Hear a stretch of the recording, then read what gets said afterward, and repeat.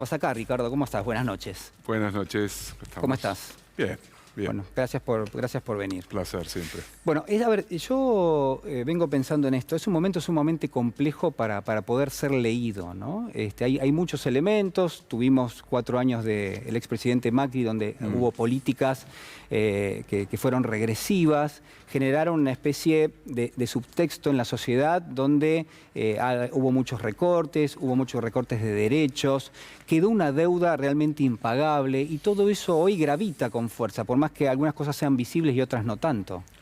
Sí, a ver, el macrismo se retiró, entre comillas, electoralmente derrotado, pero dejó una marca de regresión sociocultural, económica, muy potente. En ese sentido, uno podría decir que derechizó la sociedad, derechizó la política, condicionó el futuro inmediato, la deuda, no nada más ni nada menos que la deuda, pero no fue solo la deuda, fue un trabajo sistemático de demolición de la vida construida a lo largo, yo diría, de 12 años complejos, intensos, pero de reconstrucción respecto a lo que fue la crisis de finales de los 90 y del 2001. Ahora, dentro de pocos días, vamos a estar a 2 décadas del estallido del 2001. El macrismo fue una profunda regresión neoliberal, una posibilidad de que la sociedad o una parte de la sociedad argentina se sintiera por fuera de esta necesidad de construir otro modelo de vida, otra relación entre las personas y que regresara a una lógica egoísta, a una quiebra, vos hablabas de la novela de Steinbeck, ¿no? Y a una quiebra de los valores que instituyen la vida en común. El macrismo supuso la ruptura de lo compartido, la ruptura de lo público, el debilitamiento del Estado, la ruptura de la solidaridad, como si hubiera habilitado una regresión a lo peor de la década del 90, pero sin el falso carnaval de la década del 90, porque lo hizo a una velocidad brutal, dejó desamparados a millones, quebró el mínimo contrato de convivencia social y a su vez hipotecó en gran medida el futuro del país. Por lo tanto, salir a responder a esa regresión de 4 años supone un enorme esfuerzo, porque no es solo una reconstrucción económica, no es solo generar de nuevo una industria que crezca, sino que también es reconstruir tejido social dañado, reconstruir formas de la subjetividad que atraviesan la vida compartida que fueron muy, muy quebradas. Entonces, frente a eso, obviamente hay que agregarle algo que no es solamente argentino, ¿no? Yo siempre insisto con que hay que huirle al provincianismo argentino, ¿no? Como si en el mundo no estuviesen pasando cosas terribles. Ahora en Francia hay un candidato que viene a derechizar a la derecha, que es una paradoja porque es un hombre de familia judía de origen argelino que asume posiciones de extrema derecha islamofóbicas, pero que a su vez representa una Francia conservadora que ya no tiene la mirada de la extrema derecha del Frente Nacional, pero es de extrema derecha. Y así podríamos seguir, ¿no? En el caso argentino, el crecimiento de un sector muy duro, muy vomitivo, porque lo que hace es llevar a la política a una zona muy cloacal, que sin embargo recibe un respaldo electoral en la ciudad de Buenos Aires que antes no hubiéramos imaginado. Pero Ricardo, todo eso sucede al interior de la democracia, ¿no? Es decir, hay democracias hasta negacionismo, discriminación, y eso sucede en el propio interior de la democracia. El viernes pasado conmemoramos el Día de la Democracia, de los Derechos Humanos, un acto extraordinario en Plaza de Mayo, y yo creo que hoy más que nunca hay que salir no solo a defender, sino a reinventar la vida democrática. Hoy la democracia está condicionada no desde afuera, sino desde adentro. En realidad, vamos a ser honestos, el giro neoliberal que se produce desde los años 80 en adelante y que en el caso de Sudamérica implicó después la salida de las dictaduras desde el 83 en adelante, significó que por primera vez, por ejemplo, en la región, ya no le fue necesario al poder económico y al poder global tener que utilizar los mecanismos de golpes de Estado, dictaduras, terrorismo de Estado, sino que pudo apropiarse de la propia democracia, pudo ir generando un nuevo sentido común, una nueva representación de las cosas ligada a la cuestión aspiracional, a nuevos valores, porque siempre hay que decir que no es que desaparecen los valores, ya no hay más valores. No, se cambian. Se ¿no? cambian. La década de los 90 fue una década de experimentación, una década donde se inventó prácticamente todo lo que iba a transformar profundamente la vida de los individuos, la vida de la sociedad, las relaciones del trabajo, la forma de la economía, las relaciones entre los países, la famosa globalización. Entonces, me parece que uno de los puntos centrales es que la democracia fue capturada por la economización de todas las esferas de la vida. Así como la naturaleza fue capturada por la lógica de la rentabilidad, así como el trabajo fue capturado también por el negocio, casi todas las esferas de la vida fueron capturadas por la lógica economicista. Y la democracia también. El caso europeo es emblemático. Ahora que discutimos mucho la cuestión del Fondo Monetario, viene a la memoria lo que el Banco Europeo, el Banco Mundial y el Fondo Monetario hicieron con Grecia, ¿no? En ese contexto, cuando el pueblo griego fue llamado a una consulta y votó en contra de un acuerdo con la troika, que iba a ser desastroso, sin embargo, le dijeron: muchachos, ustedes habrán inventado la democracia, pero ahora nosotros somos la democracia. Los tecnócratas, el sector que maneja profundamente, en este caso, la vida económica europea, y así podríamos seguir. Lo que está pasando en Brasil con Bolsonaro, la amenaza que pende sobre Chile. El domingo que viene, de la nada, un candidato que tiene un origen familiar nazi, directamente nazi. Su padre era un militar de la Alemania de Hitler y él un pinochetista a la derecha de Pinochet, tiene chances reales, ojalá que no, todos prendemos velas por Boric, pero ha llegado al balotaje. Pero a ver, ahí Ricardo, volvés a pasar por un punto que a mí me parece interesante y que dejé pasar antes. Esa derechización que vos estás marcando en cada uno de los lugares donde un poco con tu retórica vas pasando, ¿está legitimada por un voto? ¿Hay un voto detrás de eso? ¿Qué le pasa al votante? Porque uno puede decir, bueno, aparece alguien y de pronto propone algo que va a contramano de los valores morales, que no reconoce los crímenes de lesa humanidad. Digo, puede pasar cualquier cosa y de hecho ha pasado y está pasando. Pero hay alguien que lo está siguiendo. No, por supuesto. Yo creo que hoy tenemos que estar preocupados y atentísimos. ¿Pero por qué pasa eso? Por múltiples motivos. El neoliberalismo, y esto lo hemos conversado más de una vez, no ha sido solamente un cambio en la forma de acumulación en el capitalismo. No ha sido solamente el pasaje de un capitalismo productivo o fordista a un capitalismo de la financiarización. Fue eso también, por supuesto. Pero también fue una profunda contrarrevolución cultural, social, redefinió la relación entre individuo y sociedad. Vos te acordarás una frase clásica de Margaret Thatcher, que era muy aficionada a pronunciar frases muy brutales, cuando dijo: el individuo no existe. Perdón, mirá que furcio que convertí. La sociedad no existe, existe el individuo. Y le agregó: y la familia, ¿no? Entonces, ese modelo supone que el individuo es autorreferencial, es el centro de la vida, cree que su camino es absolutamente autorreferencial, que si le va bien es producto de sus propios méritos, si le va mal es producto de su incapacidad, que la sociedad es una suerte de campo minado y el otro se convierte en una suerte de enemigo. También hay una hipérbole de la lógica egoísta, hay una suerte de captura de la vida cultural, social y colectiva por parte de un consumismo desenfrenado, para aquellos que pueden acceder al consumo, pero también para aquellos otros que miran la ñata contra el vidrio.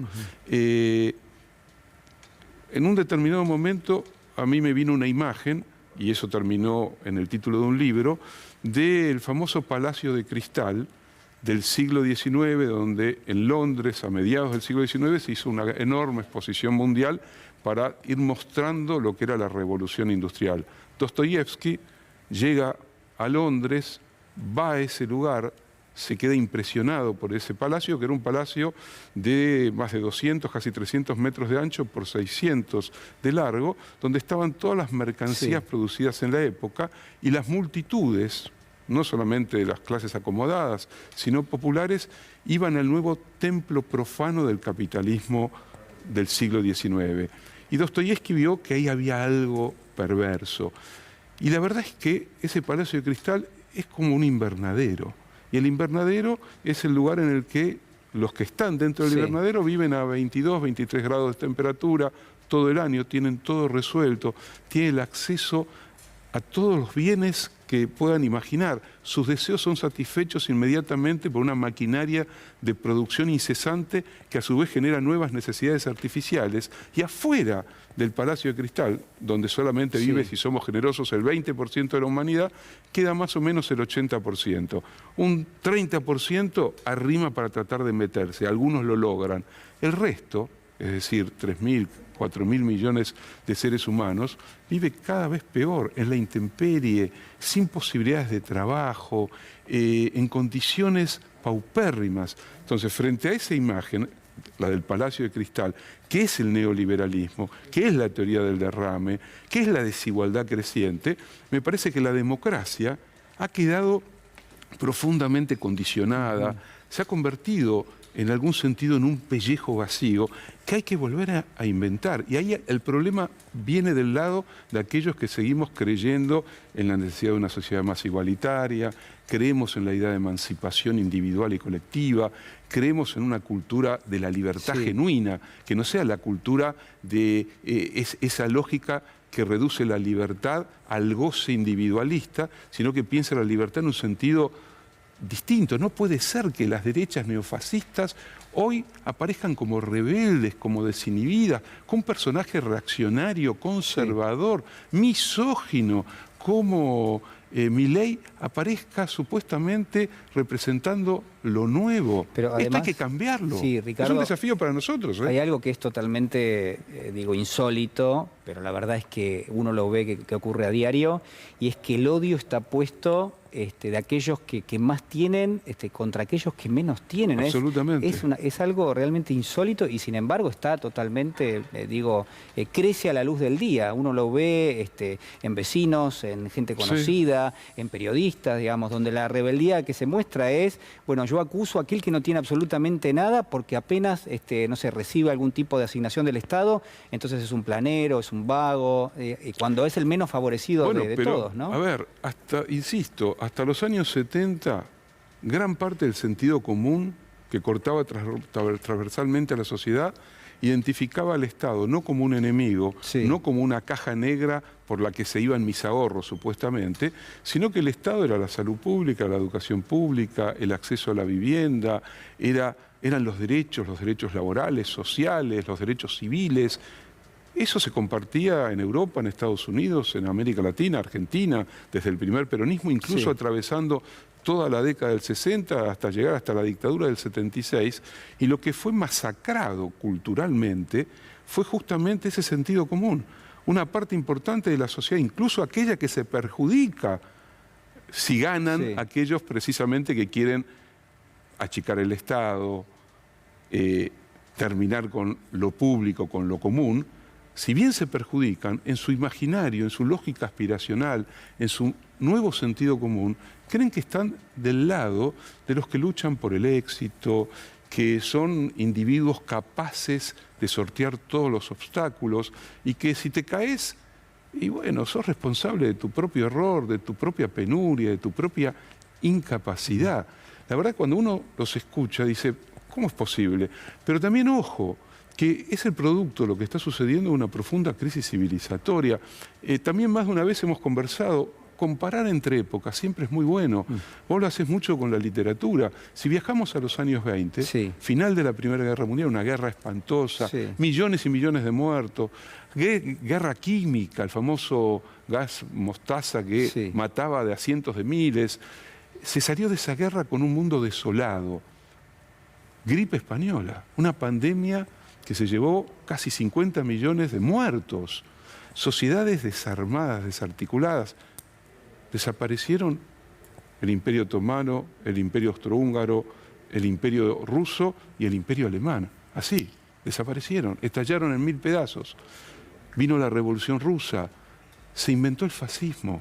Las clases medias sentían que estaban desamparadas. República de Weimar, hiperinflación, nazismo, crisis cultural. Si venimos a esta época, nos encontramos con una pandemia que no ha terminado, que tiene consecuencias profundísimas en la vida psíquica, en la vida individual, en la vida colectiva. Yo sigo escuchando y uno dice, ¿cómo puede ser en los medios de comunicación, que son cajas de resonancia de lo peor, la mayoría de los medios de comunicación, una visión brutal sobre...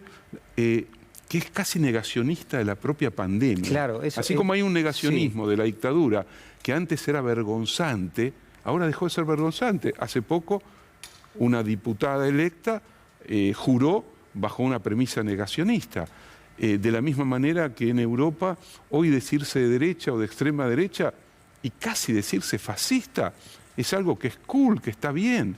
Este es un problema para nada menor. Hay algo que calculo que a vos te debe preocupar, que a mí me preocupa mucho, que es la deuda. Sí. La deuda tiene un componente cuantitativo, es decir, se debe X cantidad de dólares, millones de dólares, implica una parte importante del presupuesto nacional. Sí. Hay que conseguir esos dólares y pagarlos. Pero al mismo tiempo lo que nos damos cuenta es, primero, la cantidad de dólares es tan importante que no se puede pagar de una vez ni de dos, sino que vamos a tardar mucho tiempo. ¿Eso qué implica? Implica que vamos a tener adentro del país una oficina de un señor que se llama Fondo Monetario Internacional, que lo que hace es replica el programa o los planes económicos que le dicta los que son sus accionistas, Estados Unidos y otros países. ¿Cómo se convive con eso? Y si eso no es una especie de chantaje, si no nos hicieron un chantaje y no nos pusieron a alguien que nos va a imponer una condición de acá en adelante. Pero es así, a ver, no fue un error del macrismo ni del Fondo Monetario, fue una decisión. De nuevo, una de las patas centrales de las 4 décadas de neoliberalismo ha sido el endeudamiento generalizado de las naciones y de los individuos. Porque cuando vos condicionás a través de la deuda a un país o a la sociedad que vive en el interior de un país, porque la endeudaste de tal manera que los próximos años va a tener que resolver cómo hace para pagar esa deuda, la volvés más conservadora, más temerosa, más limitada. Por eso es clave que el acuerdo que se cierre con el Fondo Monetario Internacional no le impida a la Argentina seguir teniendo una política soberana. Si la Argentina pierde la soberanía a la hora de tomar decisiones, creo que entramos en un cono de sombra importante. Pero yo diría, vamos hacia una tragedia social. O sea, el gobierno está haciendo un esfuerzo enorme y creo que hay que leer el acto del 10 de diciembre como parte de ese esfuerzo, primero para decirle una y otra vez a la sociedad lo que significa el peso de la deuda y lo que hay que hacer para que esa deuda no nos asfixie. Y después para negociar con la estructura canalla de este planeta, que entre otras es el Fondo Monetario Internacional, que siempre ha utilizado las peores herramientas para condicionar a países de por sí ya debilitados por la deuda y por la crisis económica. Frente a eso yo creo que la política, la capacidad de interpelación que el gobierno tiene que generar a una masa importante del pueblo argentino, asumir claramente, como lo vienen diciendo tanto Alberto Fernández como Cristina Kirchner, asumir claramente que no es posible un acuerdo que suponga un ajuste sobre una sociedad ya profundamente dañada. Esto está claro. Yo creo que en ese sentido la plaza del viernes fue una plaza muy valiosa, entre otras cosas porque quedó claro la importancia de mirar un poco más allá de nuestras fronteras, la presencia sobre todo de Lula, el discurso de Lula, el modo como Lula utilizó también la memoria, porque este es un punto no menor. No está solo amenazado el futuro, está amenazado el pasado. Claro. ¿No? Esta es una cosa se reescribe el pasado, ¿no? De la forma que quieren los poderes fácticos, ¿no? Muchas veces. Hay una imagen tremenda, ¿no? Que es de Walter Benjamin.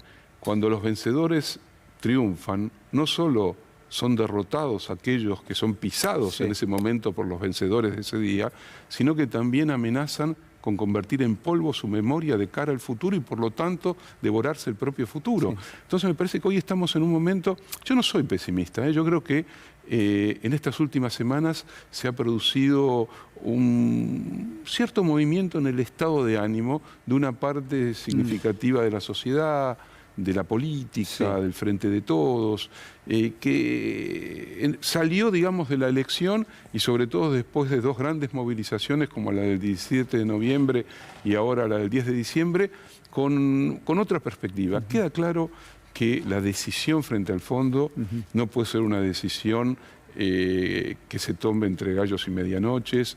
Es una decisión que tiene un peso tan significativo que la sociedad tiene que participar de ella, tiene que entenderla y tiene que construir ese proyecto que tiene mucho de, ¿cómo decirlo?, que está muy condicionado por la salida del acuerdo con el fondo. Ese proyecto tiene que reinventar el futuro.